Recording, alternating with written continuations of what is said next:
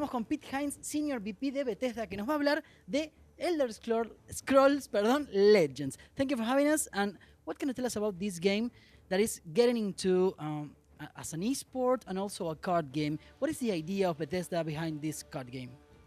Well, it was a way that we could take the Elder Scrolls, which is obviously a franchise we're very well known for, and move it into a different genre with the kind of game that we thought was different than other folks were doing. We felt like it was accessible for folks who were new to card games. It has a lot of depth for folks who are experienced in card games. It has a lot of single-player content, but it also has a very robust competitive element, as you're seeing with the Master Series and the $50,000 prize pool here at QuakeCon. What about the esports part of the game? Because everybody is talking about esports all around the world. You have Counter-Strike, you have Hearthstone in the same category, you have League of Legends. What is the idea when you develop this game? Is it just esports, or maybe it's another mixed idea? Well, esports was certainly a part of it, but honestly, it's only one part. There are people who are going to compete in esports at the highest level, but the vast majority of our players are not going to, and they might be interested in watching it, but they don't see themselves as good enough to be able to make it to the Master Series. So our approach was, first we wanted to have a really good, robust strategy card game that was fun to play, that had a lot of variety, a lot of different decks. It felt very balanced. We started off with some smaller grassroots tournaments, some smaller events, and then the next step for us was to come up with the Master Series with a series of qualifiers for folks to play in, that they could automatically qualify.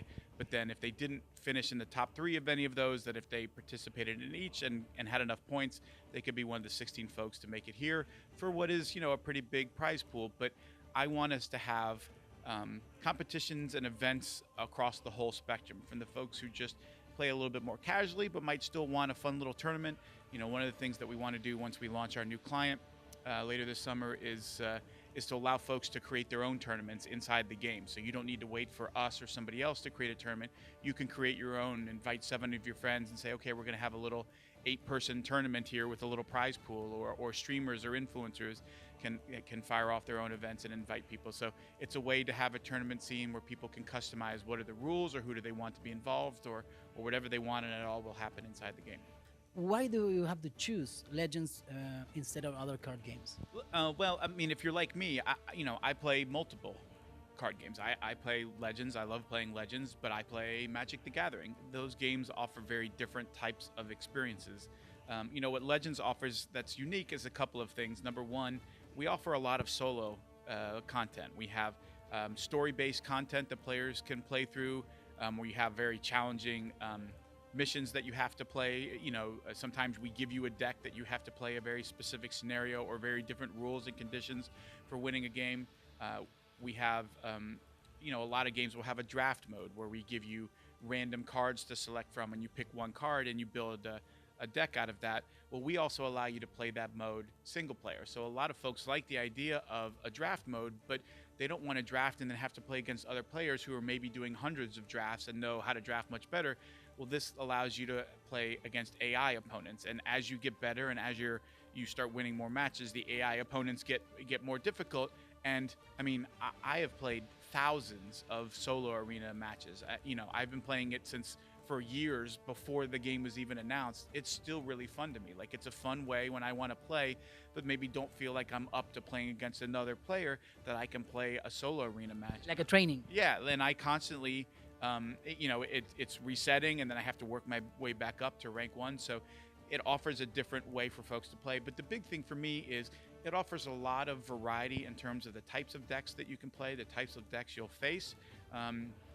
It's a really varied game where it's not just, well, these are the best 3 decks and everybody only plays these 3 decks. We saw in our Master Series, we had such a massive variety of decks, and even within decks that share the same colors, like red and purple, there were so many different versions of that. Some of them were more aggressive, some of them were a little slower or more controlling, or were trying to play to a late game. And so having that kind of variety makes it feel like you're constantly facing new challenges, as opposed to, I just keep playing against the same decks over and over, and it feels very same, and I know exactly what cards you're going to play. And that's what I think Legends offers that's unique to players. What's going to happen in the future of Legends, in the near future?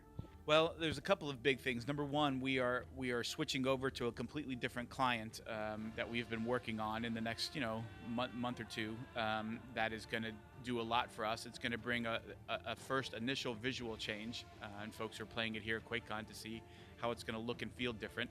But it's a brand new client built from the ground up that will allow us to do later on to add features like in-game tournaments that players can start. It'll allow for more player customization, allow maybe players to customize their play mats when they're playing, that they can change what the play space looks like for themselves, or card backs, or avatars, or just a whole host of things that folks have been asking for. Obviously, we're bringing it to later to Xbox One, PS4, and Switch, and that's in no small part due to building a new client that does that. So it's really going to allow us to react much more quickly to community feedback on the things that they want. And to allow us to bring a lot more features that they and we have been wanting to do for a long time.